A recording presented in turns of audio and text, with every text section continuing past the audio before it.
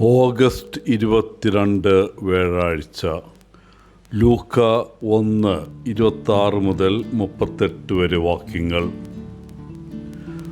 പരിശുദ്ധ കന്യാമറിയത്തിൻ്റെ ഏറ്റവും മനോഹരവും സാർവത്രികവുമായ സ്ഥാനപ്പേരുകളിൽ ഒന്ന് പരിശുദ്ധ രാജ്ഞി എന്നാണ്. മറിയത്തിൻ്റെ സ്വർഗാരോപണത്തിൻ്റെ 8-ാം ദിനമായ ഇന്ന് പരിശുദ്ധ മറിയത്തിൻ്റെ രാജ്ഞിത്വ തിരുനാൾ ആദരിക്കപ്പെടുന്നു. പയസ് 12-ാമൻ മാർപ്പാപ്പ 1954 ഈ തിരുനാൾ സ്ഥാപിച്ചത്. കന്യാമറിയത്തിൻ്റെ രാജ്ഞിത്വത്തിന് തിരുവെഴുത്തുകളിൽ വേരുകളുണ്ട്. മറിയത്തിൻ്റെ പുത്രൻ ദാവീദിൻ്റെ സിംഹാസനം സ്വീകരിക്കുമെന്നും എന്നേക്കും ഭരണം നടത്തുമെന്നും ഗബ്രിയേൽ ദൂതൻ പരിശുദ്ധ മറിയത്തോട് പ്രഖ്യാപിച്ചു. മറിയം എലിസബത്തിനെ സന്ദർശിച്ച വേളയിൽ എലിസബത്ത് മറിയത്തെ എൻ്റെ കർത്താവിൻ്റെ അമ്മ എന്ന് വിളിക്കുന്നു. യേശുവിൻ്റെ ജീവിതത്തിലെ എല്ലാ നിമിഷങ്ങളുമായി മറിയം അടുത്ത് ബന്ധപ്പെട്ടിരിക്കുന്നു. അങ്ങനെ അവളുടെ രാജ്ഞിത്വത്തിലും യേശുവിൻ്റെ രാജത്വത്തിൽ ഒരു പങ്കുണ്ട്. മറിയത്തിൻ്റെ രാജ്ഞി പദവി അവളുടെ സ്വർഗത്തിലേക്കുള്ള അനുമാനമായി വളരെ അടുത്ത ബന്ധമുള്ളതാണ്.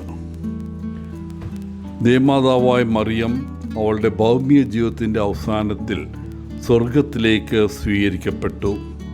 തുടർന്ന് അവളുടെ പുത്രനായ രാജാവിനൊപ്പം ഭരിക്കാൻ ആകാശത്തിൻ്റെയും ഭൂമിയുടെയും രാജ്ഞിയായി കിരീടധാരണം ചെയ്യപ്പെട്ടുവെന്ന് കത്തോലിക്ക പാരമ്പര്യം പറയുന്നു. വിശുദ്ധ യോഹന്നാൻ അപ്പോസ്തലന് നമ്മുടെ കർത്താവിൻ്റെ മരണശേഷം മറിയത്തിൻ്റെ സംരക്ഷണം നൽകിയത് ഈ ശിഷ്യനാണ്. ഈ അപ്പോസ്തലന് നൽകിയ ഒരു ദർശനത്തെ അടിസ്ഥാനമാക്കിയുള്ളതാണ് മേരിയുടെ രാജ്ഞിത്വത്തിൻ്റെ സിദ്ധാന്തം. വെളിപാടിൻ്റെ പുസ്തകത്തിൽ യോഹന്നാൻ എഴുതുന്നു, സ്വർഗത്തിൽ ഒരു വലിയ അടയാളം പ്രത്യക്ഷമായി. സൂര്യനെ അണിഞ്ഞ ഒരു സ്ത്രീയും അവളുടെ കാൽ കീഴിൽ ചന്ദ്രനും അവളുടെ തലയിൽ 12 നക്ഷത്രങ്ങളുള്ള ഒരു കിരീടവും ഉണ്ടായിരുന്നു. ഇവിടെ പറയുന്ന സ്ത്രീ മറിയമാണ്. അവളുടെ കുഞ്ഞ് പുത്രനായ യേശുക്രിസ്തുവാണ്. മറിയം 12 നക്ഷത്രങ്ങളുടെ കിരീടം ധരിച്ചിരിക്കുന്നു എന്ന് എഴുതിയിരിക്കുന്നത് ശ്രദ്ധിക്കുക. അത് ഇസ്രായേലിലെ 12 ഗോത്രങ്ങളുടെയും 12 അപ്പോസ്തലന്മാരുടെയും പ്രതീകമാണ്. ക്രിസ്തു രാജാക്കന്മാരുടെ രാജാവും പ്രഭുക്കന്മാരുടെ നാഥനായും സ്വർഗത്തിൽ ഉയർത്തപ്പെട്ടതുപോലെ പരിശുദ്ധ മറിയം സ്വർഗത്തിൽ റാണി മാതാവായി ഉയർത്തപ്പെടുന്നു. പ്രിയപ്പെട്ടവരെ, നമുക്ക് നമ്മുടെ അമ്മയെ സ്നേഹനിർഭരമായ വാക്കുകളാലും നോട്ടങ്ങളാലും വാത്സല്യപൂർവ്വം അഭിവാദ്യം ചെയ്യാം. ഏറ്റവും വാഴ്ത്തപ്പെട്ട പരിശുദ്ധ ത്രിത്വത്തിലേക്ക് നമ്മെ അടുപ്പിക്കാൻ അവൾ ചെയ്യുന്ന എല്ലാ നന്മകൾക്കും നന്ദി പറയാം. സ്വർഗം, ഭൂമി, ശുദ്ധീകരണ സ്ഥലങ്ങളിലെല്ലാം മറിയത്തിൻ്റെ രാജ്ഞിത്വം വ്യാപിക്കുന്നു.